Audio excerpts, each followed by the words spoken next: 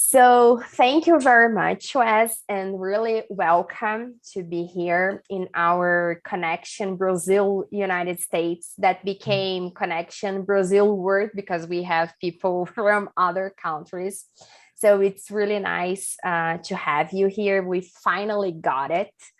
Yes. But I will start uh, asking you to let people know what you do hmm as a profession and how you got it, how you entered, how you started doing what you do right now. Sure. So thanks for having me. I'm very, very excited to be here. So thanks for everyone who's tuning in and listening. So just to kind of introduce myself, my name is Wes Lowery. I'm a BCBA. I've been practicing in the field for it'll be 11 years, coming up in 2022. So I've been around for a while. Just like your typical BCBA, I started within autism care treatment, and I love it. I still do that to this day, still. So I still kind of double down with the stuff I'm going to be talking about today within health, sports, and fitness.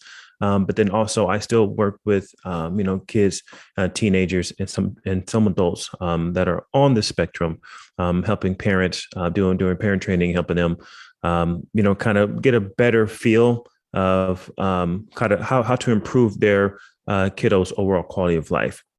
So the way that I got started, I graduated from the University of North Texas with my master's degree. Um, and, just like I mentioned before, got really into the autism care treatment. But then in my final year within my graduate school, I started to notice within the autism community that there was high risk for childhood obesity, which we just in America altogether, we kind of have that trend already going. But then we would trying to do some like food expansion programs, trying to try new food items for some of our clients, because what we typically run into are right clients who typically eat goldfish or chicken nuggets. And so because they're so limited with their diets, right, the parents just want them just to be able to eat and get some calories in. Well, there are effects to that, and which could be long-term health effects for the kids that we're working with. So I wanted to sort of combine and figure out, right, because we're talking about behavior here. There's behavior in exercise, there's behavior in nutrition, and there's behavior in overall just wellness. And so my initial push for this was, how can we get these current clients that I'm working with just to eat a little bit better, right? Not to say we're going to switch their whole diets all around, because that's going to be a huge project. But if we were to introduce some more vegetables, some more fruit, so that they're not only just eating chicken nuggets and goldfish, that was my sort of push and my jumpstart into disseminating ABA into health, sports, and fitness. Yeah.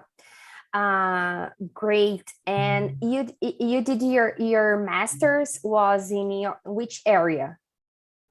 My master's was in the program that I was in was just straight behavior analysis. Okay. So it was in the department of behavior analysis that my university had. However, I was very fortunate to be a part of this program because we had sort of a multi kind of disciplinary within behavior analysis, which a lot of our graduate professors, the labs that they ran, we had an autism lab, we had animal training lab, we had EAB, we had behavioral pharmacology, we had verbal behavior lab. What else? There's a few more that we had, and I was very fortunate to kind of be a part of all those different labs. But my master's thesis was within the autism community, looking at progressive ratio schedules and looking at the efficacy of reinforcement. So if you were to kind of ask me what my specialty was, it still was autism care treatment. However, I was able to kind of get a feel of all the different applications and implications of what behavior analysis can do outside of autism care treatment or the developmental disability population. It's a great opportunity. It's great because you were able to see like a little of everything and you got to Hmm. decide. So it's a great opportunity. And why you went to do your master's in ABA? Because I have told you that our system is totally different in other conversations that we had. Hmm. And everyone who watches Connection US, Brazil, United States, they know that the educational system in the United States is totally different from ours. But why did you want to do a master's in ABA? Like your bachelor's degree was in which area? It was My bachelor's connected. was Yes, my bachelor's was in behavior analysis as well. Oh, so you Hmm. did your bachelor's degree in behavior analysis. I Yes. didn't know that this exists in the United States. I knew that it had in Canada, Hmm. but I didn't know about the United States. So you have a bachelor's degree in applied behavior analysis. Yes. Yes. I don't think there's a lot of programs um, that have a specific, behavior analysis degree, because a lot of them are paired with special education or childhood development, or or under psychology or something like that. But the program that I went to was a pure soul behavior analysis bachelor's program, and then moved on into a behavior analysis master's program. So I did my full college career under Yeah, behavior analysis. Yeah, so I was very very lucky. yeah, really curious. In this, at the same university in Yes. Texas, Hmm. and it was a 3-year program. My master's program. No, your bachelor's. Oh, the bachelor's program. Yes, I believe 3 years. So I believe we start at the 2000 level courses and finish up at the 4000 level courses. So around close to 2 to 3 years. Yeah, depending on how you do your basics and stuff like that. I actually did a major and then also minored in sociology. So it did take me a little bit longer, just to be able to get both. But if I'm looking at it per course, I think it's around 2.5 to maybe 3 years, I believe so. Yeah, But it's been a long time as well, so yeah. things might be a little bit different. But so the same question: why a bachelor's degree in applied behavior analysis? Because it's not something so common like that. You leave your Mhm.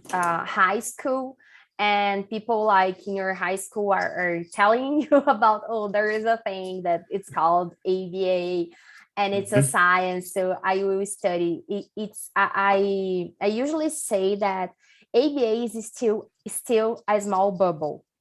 It's a really small community yet.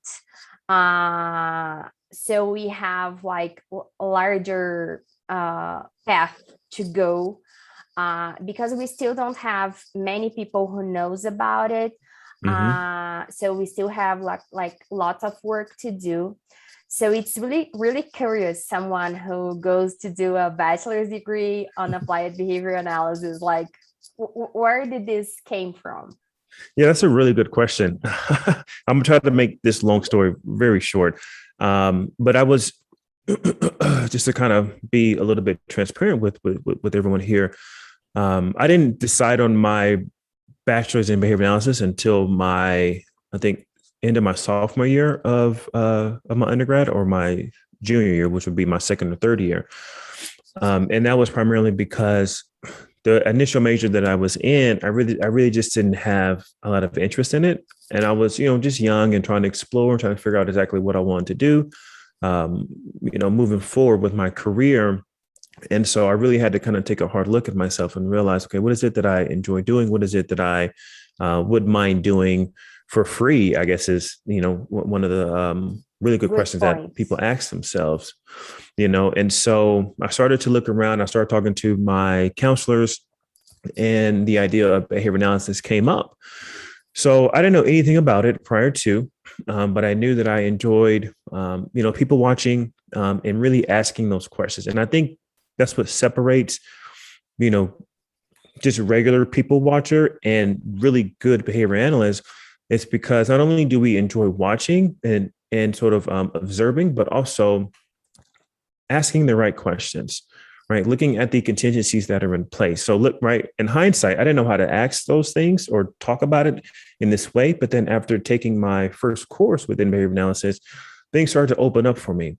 Things started to, just in my everyday life, I was able to then put in those missing pieces of like, okay, this is how you would talk about this specific interaction, or this is how you would explain this specific contingency that's in place on why someone continues to do what they're doing or why they slow down on doing what they're doing. So after my first course, it was more of like, I think I found what answers a lot of questions for me, but also it led me to be able to want to ask more questions in regards to behavior change or behavior modification. I don't Great. know if that answers your And question or not. yeah, yeah, totally. Uh, I think that we are all very young when we have to make some really big decisions. And unfortunately, not so many people, they have like good advisors or counselors who can guide them and show all the possibilities. Because unless we take the same careers as our own parents, it's like it's our teachers and counselors at school, at like university, who will do this job. Like it's unless that Mm-hmm. you, for example, your father, he's a lawyer and you will also be a lawyer, so your family has a career on and you will move on. So it's really hard when you don't have this model, or you won't follow the same career as your parents. So you will need to discover all by yourself, and really young, Mm-hmm. something that you want to do for the rest of your life. Like you can change it. There is no problem on that. Yeah. But we usually, when we choose, we choose thinking on something that we will do for the rest of our life. So it's really really good. um One thing, so you did your master's, and your experience, so when you went to work, your first kind of jobs was with kids with on the spectrum. Yes. And your so and it was like little kids doing ABA programs, or what kind of work did you develop?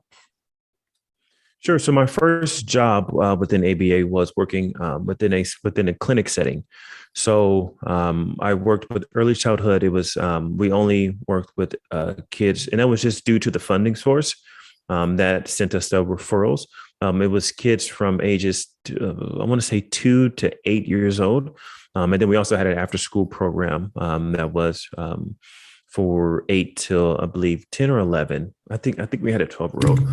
But the majority of the clients that I work with were the early childhood individuals, and so we set it up just kind of as close to a classroom as possible, to where we would rotate students or clients, and we would primarily work on communication skills, social skills, and independent living skills, but then also your managing challenging behaviors.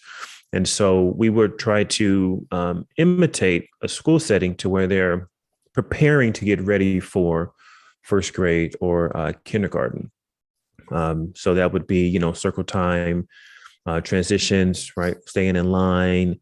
Um, uh, what was that?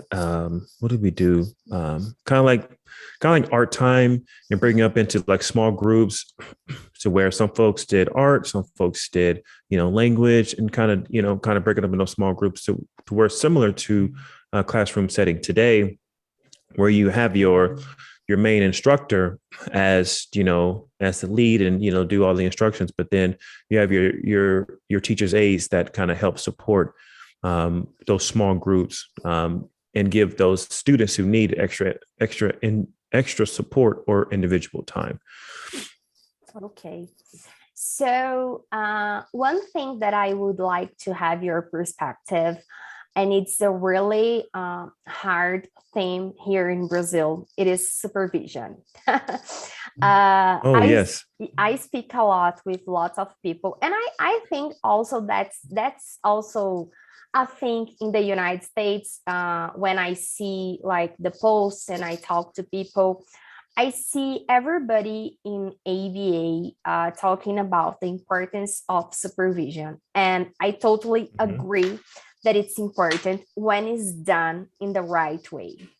And we also need to see the cultural issues in each country, to like state policies and everything, because we have laws.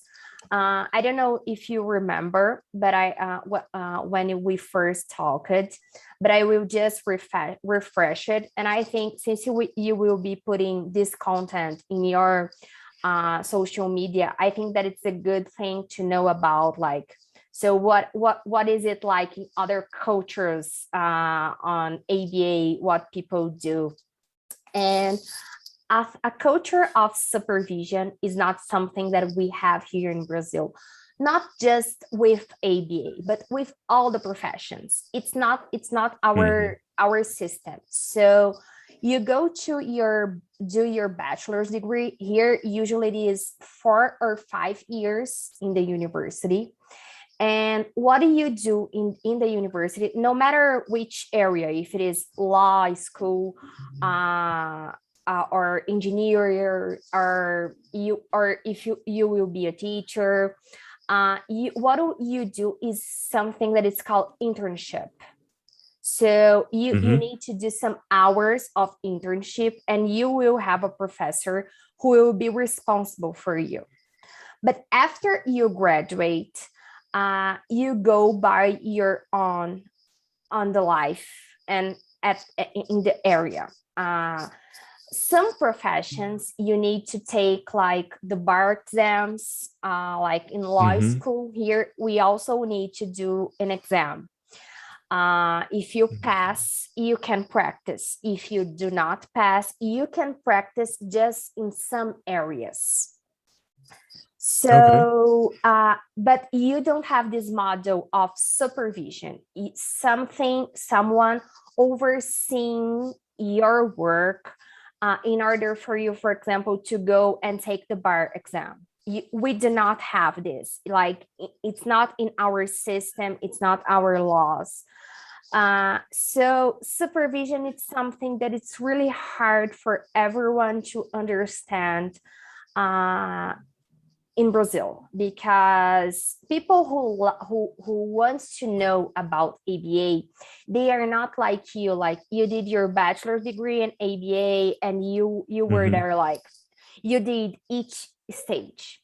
Usually most of people who wants to know about ABA, they are SLPs, psychologists, teachers, many professions from education and health, and they start to receive kids with autism, and they hear about this thing called ABA, and they say, okay, I need to know more about that. So even people from psychology who had seen some things about ABA, but many people, depending on where they went to school, they will see more or they will see less.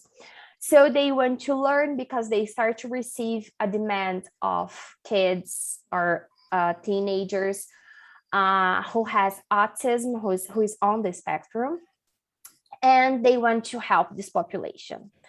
And they start to like the things that ABA bring to the table. But most of them, they are in the area like for, I don't know, 5 years, 10 years, 15 years. I have students who are teachers, they are retiring already. They are teachers from 30 years, and they are starting from scratch with ABA. So it's totally different from the US. So they have really a difficult on understanding this system. So how was it doing supervision for you? How was the system of supervision? Because I know that we have different forms of supervision, and it's really Sure. different when you are and when you work, for example, in a center, and you have supervisors, and you are at that center doing everything with them. It's Mm-hmm. different when you go and you have your clients and you will have supervision with your clients, like when we are saying not RBTs, because in the US the clients are not from them, the clients are from the agency. Mm-hmm. So what can you tell about a little about that? I always say what I say to people about this theme is that this theme here in Brazil is that we don't have a law that regulates the profession of behavior analysis. So Mm-hmm. no one can say, and we also don't have an organ like the BACB who regulates, because no private institution here in Brazil would have this kind of power, because it's not just the way Mm-hmm. our system works. So in order to have an organ like the BACB would need to be something public, that it has a law creating this organ, and it will work, and it's like that. So what I say is that it's not ethical from my part to say for someone that you are obligated to do something when we don't have a law that regulates, or any other organ or place who regulates. We have Mm-hmm. associations that they do not have the power to regulate. It's also like it would be also a felony if they say that they are doing laws that they do not have the power to do it. So I Oh, always wow. say you are not obligated to have supervision. We have the Mm-hmm. American system that it's like these, and these. But we have our laws and our systems and our culture. So we need to adapt things. So I Mm-hmm. cannot say to anyone you are obligated to. But what I say is that if you are insecure with a case and you do not have the knowledge, seek for help. Because, Mm-hmm. for example, my husband, he's a lawyer.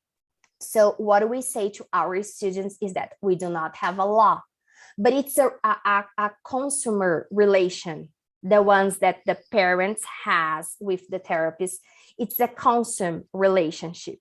So this consummate relationship, we have laws to regulate there. So someone can estimate you and go to the justice and say that you are not doing a good job, and you are being unethical, and you provided damage to their kid and things like that. So we Mm-hmm. always say you need to act ethically and act in the way that you wanted to be treated. It's a simple rule that I think that everybody understands. How would you like your kid to be treated? What kind of Yes. profession would you kind your kid or your beloved one to receive treatment? Treat others in the same way. And I think that that's something that everybody can understand, and nobody can have a mistake when they have this knowledge. So with all that said, tell a little, how was it when you had your supervision, and a little of about this team, of course, in your reality. Sure. So yes, and my experience within supervision for me was very helpful. It was very beneficial because what it does is it allows you to essentially see what you don't see or pick up on things that you may have missed. So one of my supervisors, early in my career, and this is something that I stick to today, is what separates a good behavior analyst from a great behavior analyst is being able to assess in the moment. So as we're all familiar with, right, there's different functions of behaviors, but then there are contingencies that are in place, but there's also competing contingencies that overlap with the sort of primary or target contingency that's in place. As a supervisee, I may not be able to recognize the function. I may not be able to recognize when the function switches right away. But then also, I may not even be aware of any competing contingencies that are hindering or getting in the way of what I'm trying to get my learner to do or trying to understand or perform or respond to. So from a supervisee's perspective, I think it's very beneficial. I think it's something that it just helps you grow as an individual, but also as a practitioner, because right, when we're talking about individuals who these are our clients, we're talking about individuals who sometimes can't speak for themselves, sometimes can't do for themselves, and a lot of times they can't advocate for themselves. And our job as practitioners is to, give them those freedoms, right? Be able to communicate, be able to take care of themselves, be able to say, no, I don't want to do this, or yes, I would like more of this, right? And that is that advocating side of it, to essentially improve their overall quality of life. If me as a, entry level person still might not be able to catch up on the switch of functions where it switched from attention maintain to escape maintain. If I can't pick that up in the moment, then everything that I'm doing after that switch is essentially going to be more harmful than better, even though, right, I'm following the protocols. I'm going through, the binder. I'm reading everything was supposed to do. I'm providing the appropriate prompts. But sometimes, right, people are people. People change. People, right, they see something else that's in their environment that is now more stimulating than what was previously. And if you're not able to recognize that, it just makes it very difficult to effectively be able to execute your job or your program.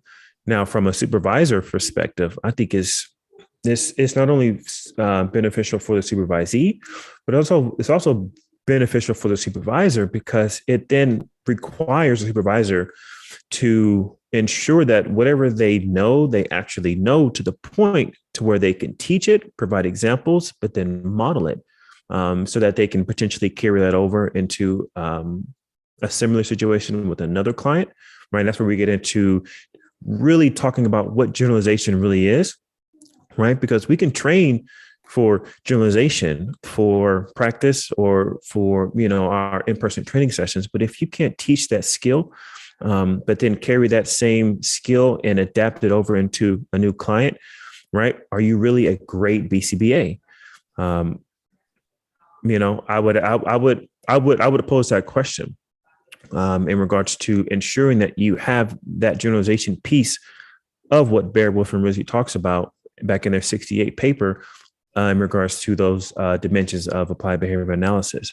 So not only is it beneficial for the supervisee to be able to execute effectively with their client or with their athlete, but it's also very, very important for the supervisor to be able to execute, teach, provide examples, provide, non-related examples in case your supervisee just doesn't, it still needs more information, but then be able to then model it or role play that situation out so that your supervisee can then see and really get a good idea on, okay, this is what Wes was talking about when he meant for small approximations for this next level of criteria set within this task analysis, right? Whatever situation is.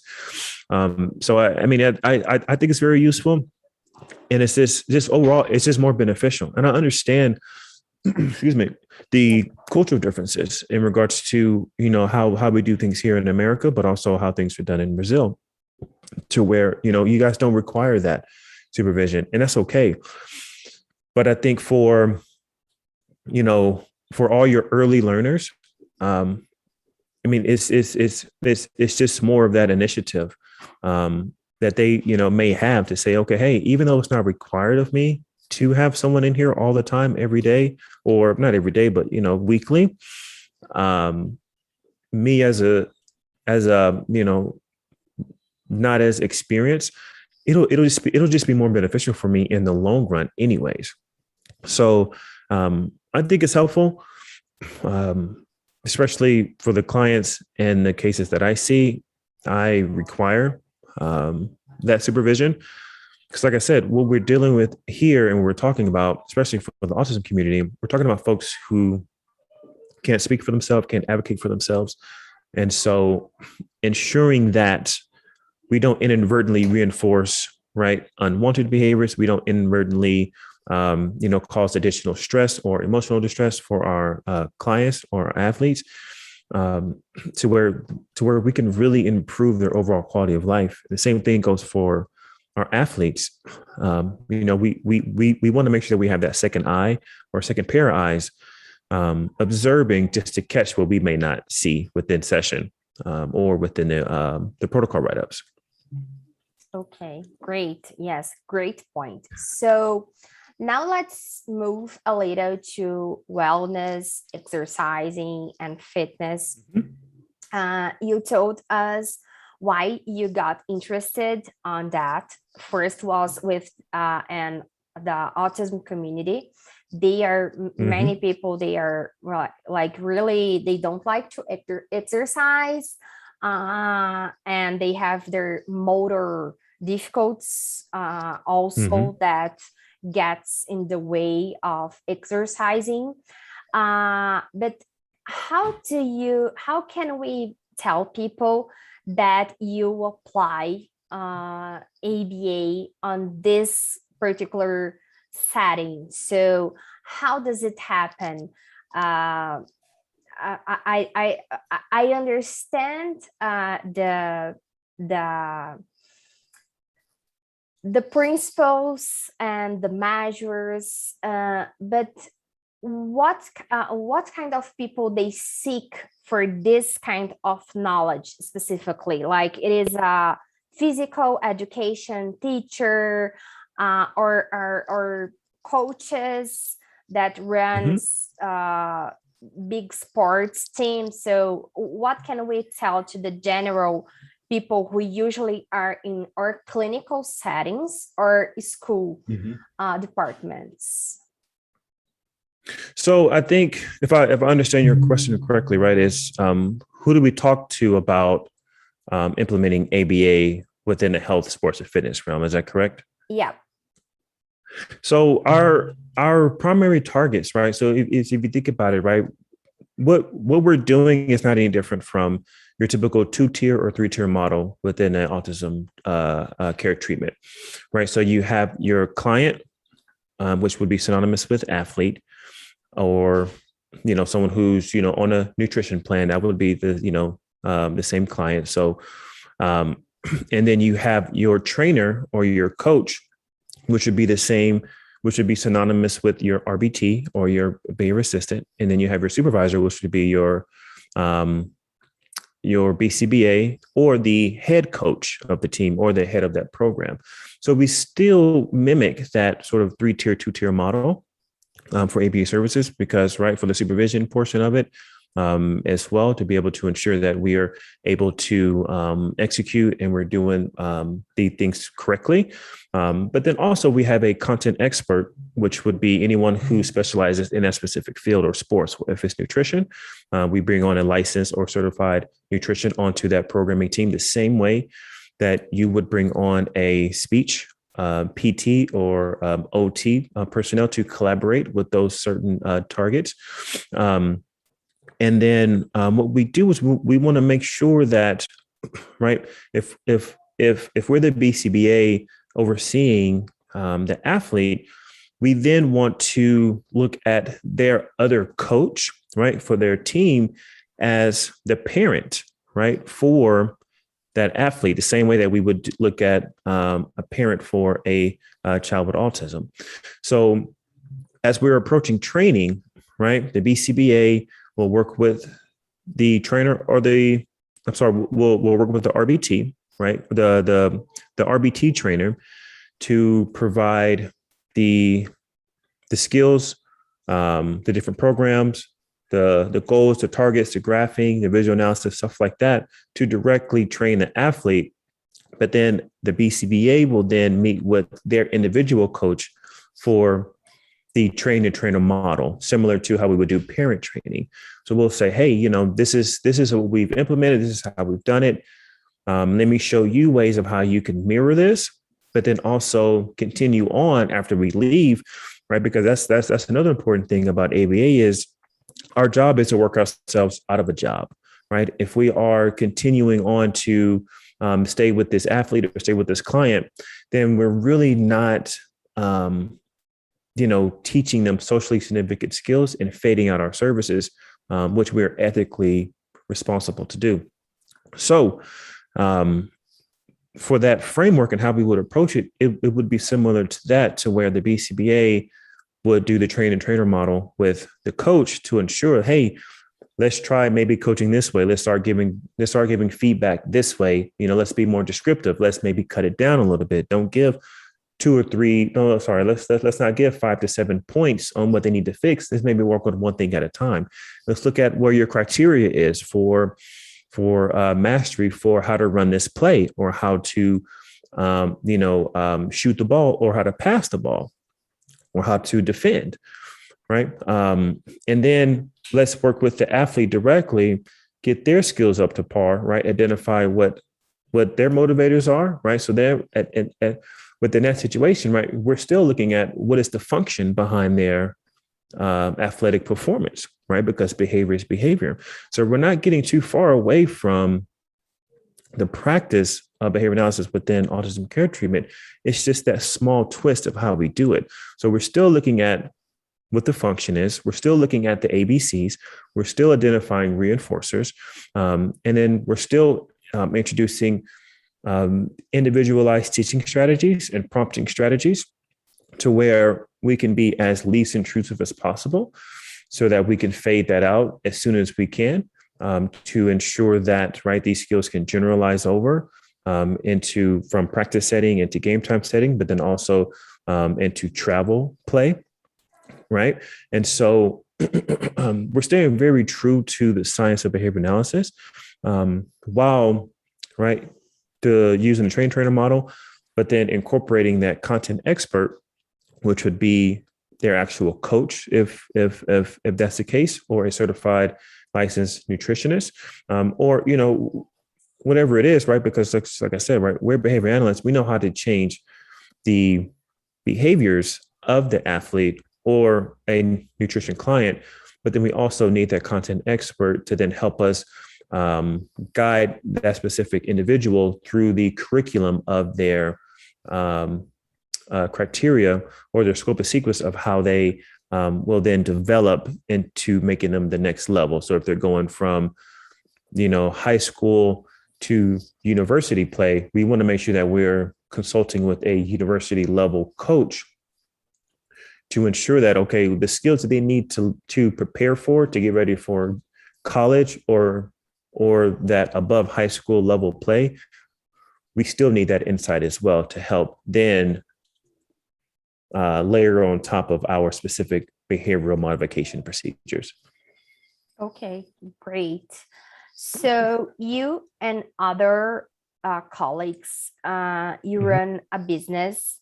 So let's tell people a little of what you guys do inside this business. I know that it has a lot of educational purposes, but let's tell people what is it about and what are the services that you guys provide. Sure. So the company that we're talking about is Team ABA LLC. We are a purely sports ABA agency. we train athletes within athletic performance. So whatever sport they play, it could be football, basketball, right? Whatever sport that is. We also do a wellness side, that would be nutrition, but also looking at sort of your more true wellness stuff. So like mindfulness exercises, right? Trying to relieve stress, trying to reduce anxiety and stuff like that.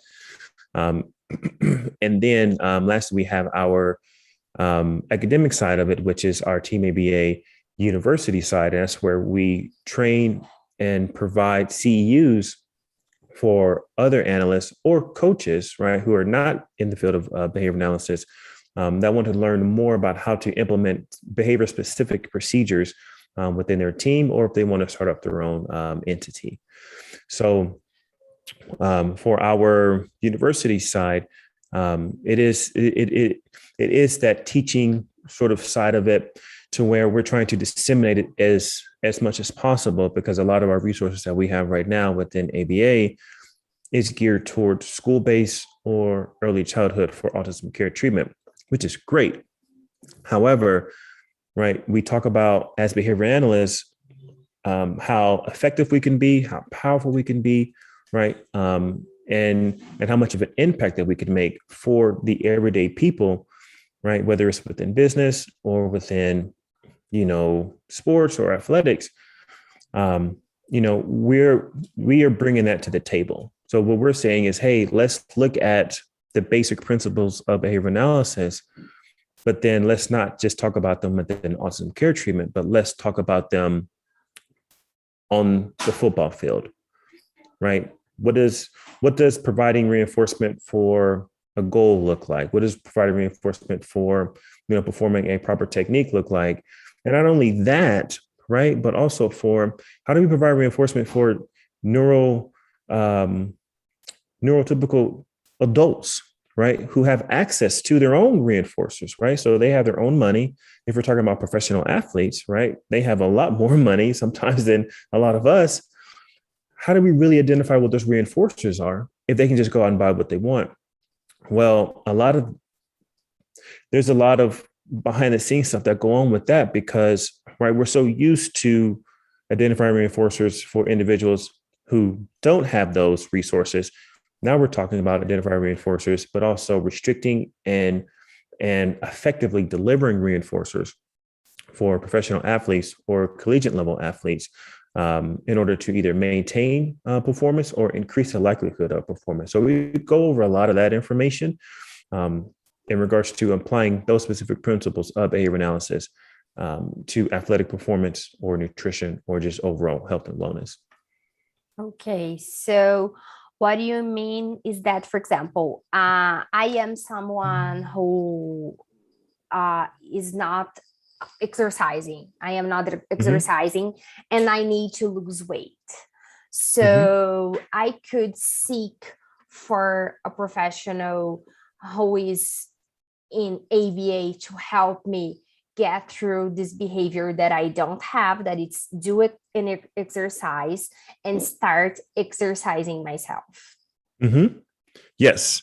So that would be primarily about, right, because if you think about it, right, if we really want to stay behavioral here, everyone, really all behavior is lawful, right? Take it all the way back, right? All behavior is lawful. There's a reason why we do everything, right? Watson talks about, I forgot the law of effect, right? If there's a good consequence or a preferable consequence that comes after we do something, we're more likely to do that in the future, right? So if we're talking about increasing someone's exercise routine, right?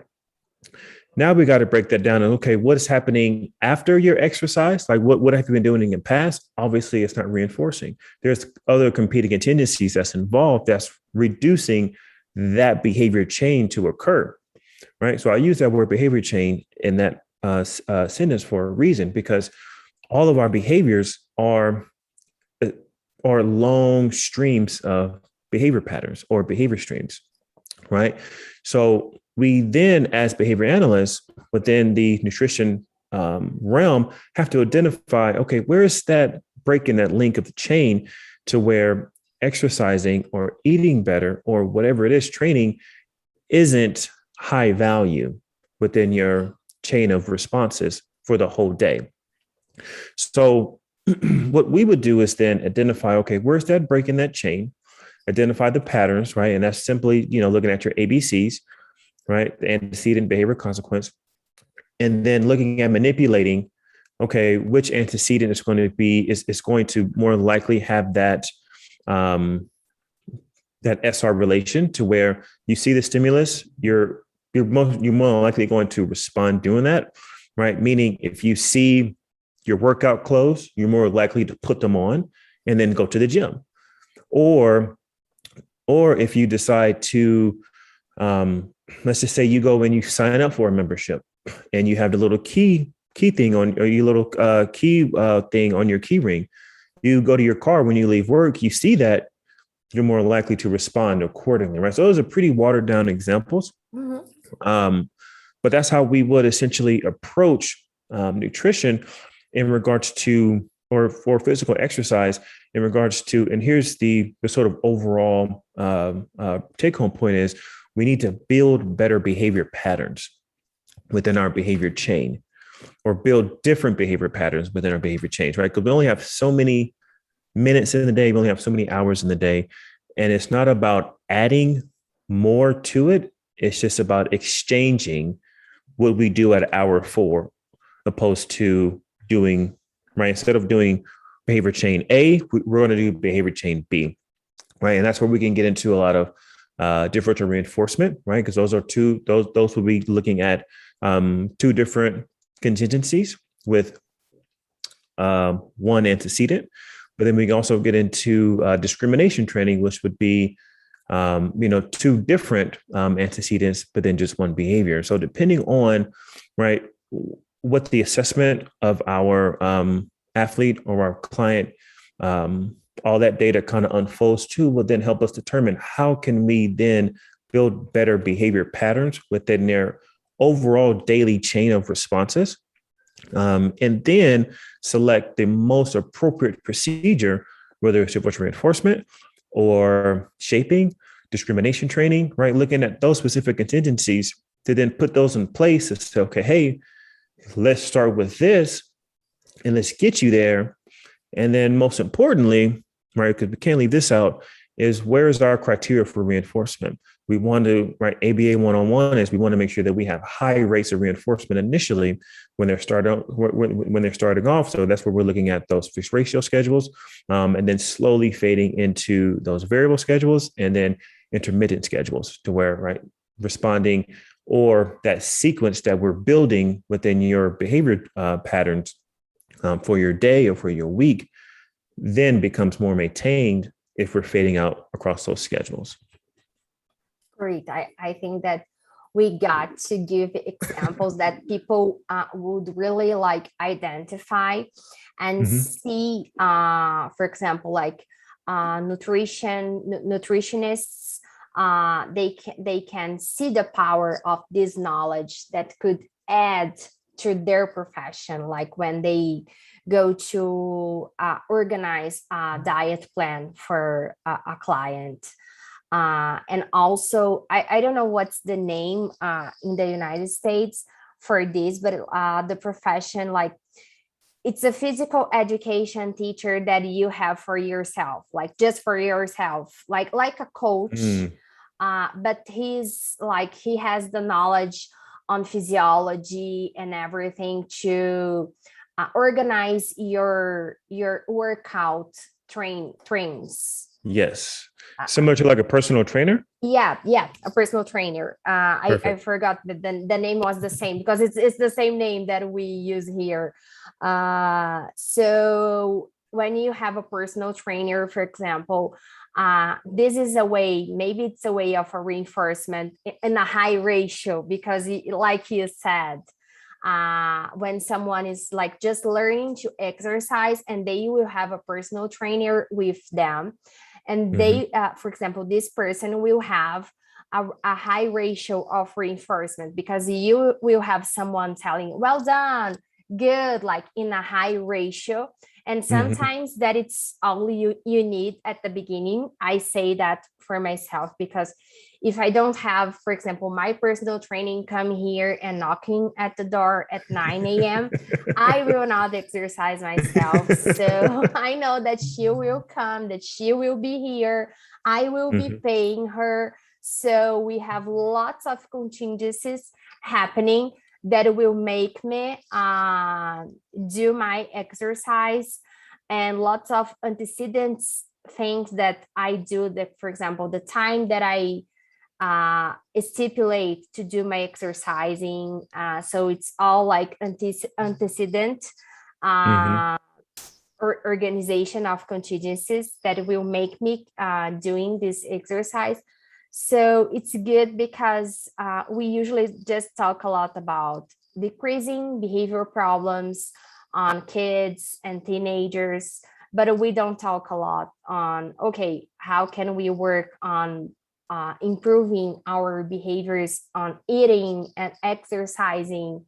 So it's good to bring these other examples because people will see in their lives, and we can bring like more people interesting on Mhm. having this kind of knowledge and applying in their practice. So it's Yeah, good. and that's the thing here, right? My job as the behavior analyst is to create, but then establish and maintain motivation.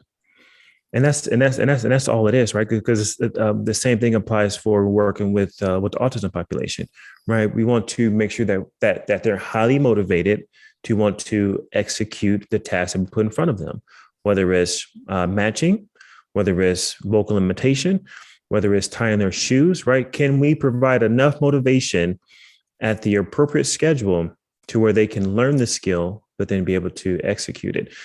Based on your example, right, you just gave about your personal trainer coming knocking your door at 9 o'clock in the morning, right? You're probably not going to, just like you said, like you're probably not going to get up and go because, yeah, I'm tired. I got other things No. going on, blah, blah, whatever.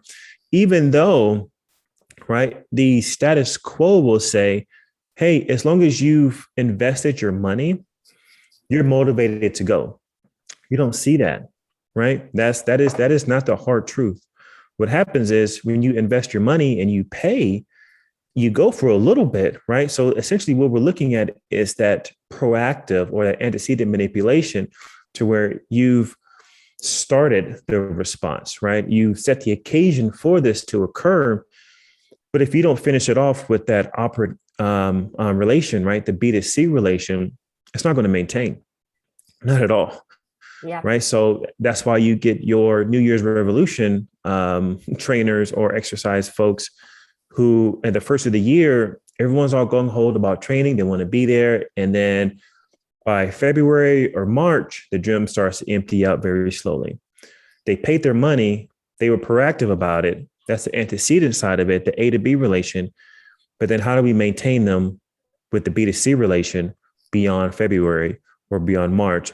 And that's where behavior analysts can really come in and really make a huge impact in regards to establishing motivation, maintaining motivation, and then looking at the different criteria to then show them, hey, even though when you step on the scale, it doesn't look much different.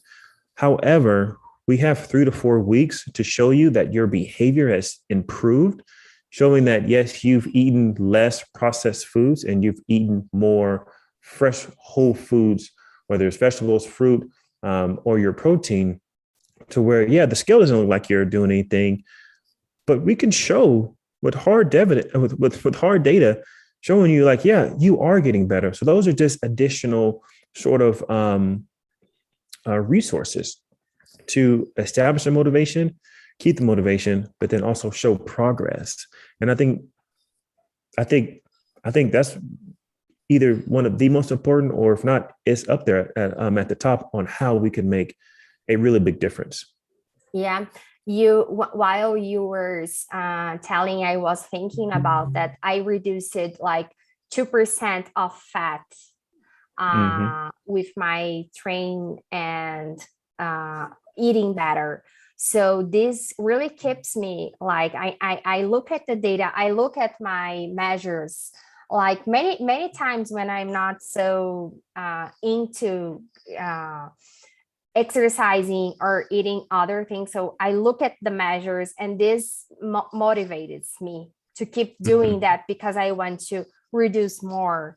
So the data, like, it's really important. Like, for me, like, I like to be to do the measures like twice a month, because I need to keep looking, because if I don't make progress or I regress, I need to see that, and this keeps me moving and changing. So the power of data, it's incredible. Yeah, and just like I was saying, just to kind of piggyback on what you're saying, right? If you're looking at your body fat percentage, right, you may not have access to that technology every single day. Yeah. So looking at your actual behavioral data will then kind of give you will essentially be, and I use this word loosely, will essentially kind of be condition reinforcers until you make it to your next weigh-in, right? Yeah. So the same way that we use token boards, our graphs and our data could be potentially, right? Like I said, potentially could be those condition reinforcers that bridge that gap for you making it to your next weigh-in, for seeing how much your body fat is, or seeing what your actual weight would be for the month. So it's like I said, it just allows you to see, and it gives you that it gives you more of that direct feedback immediately. Yep. Because you don't have access to that technology all the time. And one thing that I tell not only my clients, but some of my supervisees is I use this phrase all the time, right? Hard work will never betray you. So if you're tracking on your data, right, and you see on your graphs, and you see that you're making these small changes or small improvements, and you're continuing to meet your criteria, and you're gaining access to reinforcement, however, you're still just going up, and you're stepping. They're able to use that and sort of help solidify that, yeah, hard work won't betray me. As long as I keep on pushing, as long as I keep going, when I do my weigh-in in 2 weeks, or maybe next week, or maybe in 30 days, I know I'm very confident in myself that based on the data, and if it's, true data, obviously you're not cheating it, right? You put in the hard work. And that alone will never betray you. So that's kind of the model that I kind of go with and kind of keep sticking to it, and letting everyone know is use this as good feedback. Use it as that bridge to allow you to get to your next weigh-in, so that you're not losing motivation or taking extra days off and thinking that, I just don't know, I can't feel the difference. Well, we can show you the difference based on your data. Yeah, great. I love it. Seeing all those different applications, and when you compare and do the bridge, so it's just like, for example, token board. So it's really good, because we bring more applications. We start seeing things that we do not see. Like I loved your talk about, like, the supervisor, his job, like, telling me what I'm not seeing. So it's just like what you did with me now. Like, I was not seeing a bunch of applications and implications. I also love that that you said on ABA in this other areas. So I just love it. And everybody will be able to have a class with you and Colleen in our post-graduation on this theme. So it would be great, because I think that when people see the different applications, more they are ready to and confident to see applied behavior analysis as a science and not a method. So it's through these different kinds of applications that you see how empowered you are with, like, as a science, and strong. So I love it. So Thank you. Many thanks on that. And I think we will spread the word in Brazil on this theme. and we will have many people interested about it. So I'm really happy to do the connections. Thank you so much. And yeah, I mean, this is a new sort of path and a new journey that that we're embarking on. And so, I think the implications and is limitless, right? There's so many things that we can do, and that's only because we just haven't touched on it yet. But it makes sense on why we haven't is because there's such a great need, and we do such a great job within the autism community or within the DD community that is helpful and it works. So I don't think we should stop doing that. No, continue doing the good work that we do with that, improving quality of lives. But there's always just been this sort of itch, right, in the back of my brain saying, well, if we're talking about behavior's everywhere. Anything that's being manufactured, anything that's being sold, anything that's being produced, anything that's being shipped, mailed, captured, anything, right? It has to be done by a person, and that person is behaving in a way. So from that perspective, that sort of helped me narrow down where my interests are and my passion, right? Because I'm an athlete. I've been playing sports all my life. And I just recently, yes, I love it. And so it just allows me to sort of opens up my mind to saying, okay, hey, how can we apply these different procedures into different aspects of behavior outside of the special needs population? Yeah. And if we have the knowledge to spread things like, broader way and areas why we won't do it. So it's great. And for people who likes doing exercise, not my case, my husband who loves sports and everything. I do it because I have to, but like joining passions, it's a great thing. So it's a great job, and it will bring a lot of benefits like we bring to people, to population with some disabilities, we can bring to other populations. Why not? So for sure, it's great to let everyone knows about that. Many thank you for being here.